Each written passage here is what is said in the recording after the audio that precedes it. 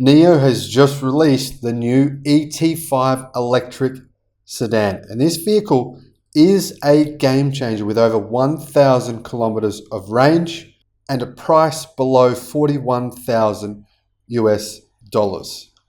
I am, to be honest, amazed, not just by the range, but by what is actually in this car.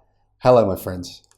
My name is Sam Evans, and you are watching the Electric Viking. Fantastic to have you here on the channel. Awesome to see so many new subscribers on the channel lately. Welcome to all of you. Welcome back to everyone else. Now let's get to it. This is exciting news. You need to know about this. Remember, NIO is a direct competitor with Tesla in China, but that's all going to change. NIO have begun selling their electric vehicles in Europe.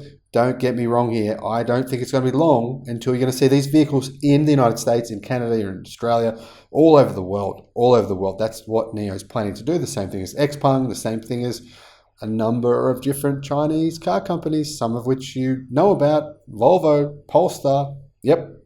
Now, NIO actually held NIO Day today. It's a little bit like what Tesla do with Elon Musk having the Tesla Day. They're kind of copying that. Xpeng does the same thing. I think it's a good idea. It makes sense in terms of a marketing perspective for companies. Now, I don't know about you, but I personally love the look of this vehicle. Let me know in the comments below what you think about the looks. Would you consider buying one of these? Now, the ET5 will come with NIO Autonomous Driving, or NAD, NIO Aquila Super Sensing, NIO Atom Supercomputing, allowing the new EV to gradually achieve safe autonomous driving in scenarios such as highways, urban areas, parking, and battery swaps. One of the things that people don't realize is NIO is actually increasing their battery swap stations every single day. It's insane the way they're building these out. I personally think they're being incredibly, maybe too aggressive. Really interesting to see though. I mean, if you look at CNEV Post, they report on NIO's swap stations almost every single day because they're literally building them out daily. Insane. Their numbers change constantly. I think now they have more than 700 battery swap stations, and they're planning on having thousands of them. Now, NIO has said its autonomous features will roll out gradually after validation of the actual self-driving abilities of the car, and they can be added as a $107 monthly subscription, but only added once it's working, once it's fully operational. So what are the specifications of this car? Well, NIO said the ET5 can go from 0 to 100 or 0 to 62 miles an hour in 4.3 seconds. It's not a rocket ship. I mean, obviously Tesla's Model S performance is quite a bit faster than that. Model 3 performance is quite a bit faster as well, but it's fast enough. I mean, after driving a Tesla today that's slower than that and feeling sick from the acceleration, I can tell you, I don't think you need anything faster than 4.3 seconds from 0 to 62 miles an hour. Now, apparently it's going to come with high performance 4-piston fixed calipers developed specifically by NIO that offer a braking distance from 100 kilometers an hour to a complete stop in 33.9 meters. That's a pretty short distance for this size of car, this sort of weight of car. Now, what about drag coefficient? It's 0.24, and it has a CLTC range of 550 plus kilometers for the base model, 342 miles, with the 75 kilowatt hour standard range battery.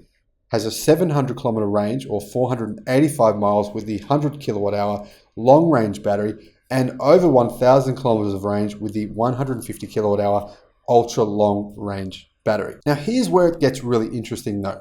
In China, you're probably aware if you've been watching this channel. If you haven't been, you should be aware. A lot of the battle here with these new emerging electric cars it's really coming down to the interiors of these cars. NIO, Xpeng, Leapmotor, Chongqing, a lot of these automakers, they really are battling it out on the interior specifications, on computing power, on luxury, on the connected services they offer, and it's really quite impressive, the services, the technology you can get in a car now that's relatively affordable. If you look at the technology in Chinese cars, in comparison to Japanese cars, it's night and day. You wouldn't think this, right? But actually, this technology in these Chinese cars is so much better than what we're seeing in Japanese cars now. It's really getting almost embarrassing for Japanese car makers. I don't understand what they're doing. But anyway, the interior will come with Pano Cinema, a little bit like what Xpeng's going to have with their P5. I made a video about the P5, by the way. That video was featured on Clean Technica. I'll put a link in the description below to that video. You should check out P5. It's a game-changing vehicle as well. Now, it comes with a panoramic digital cockpit featuring AR and VR tech.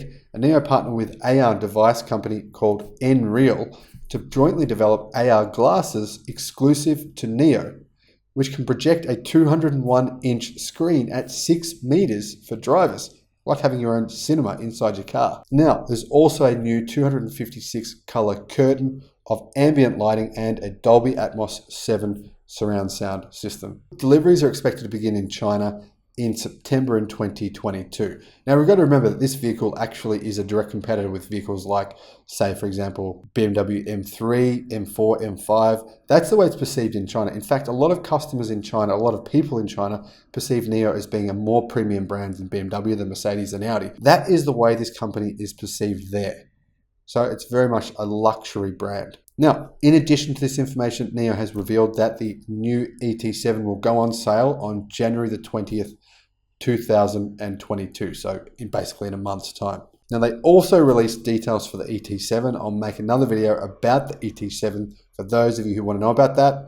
Well, you should check it out because that car apparently is going to go on sale in Europe as well. And who knows what markets after that. I mean, China, they're being aggressive. They're going everywhere. They're super keen to move into new countries and new markets. And on this channel, I often report on what's happening in that space. It's really important because these new incumbent Chinese manufacturers, they're going to push the prices down of cars like the Ioniq 5, Hyundai cars, Volkswagen's cars, Ford, everyone else.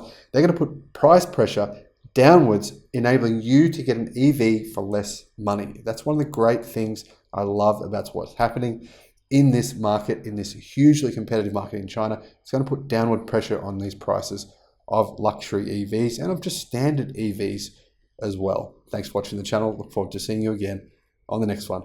Bye-bye.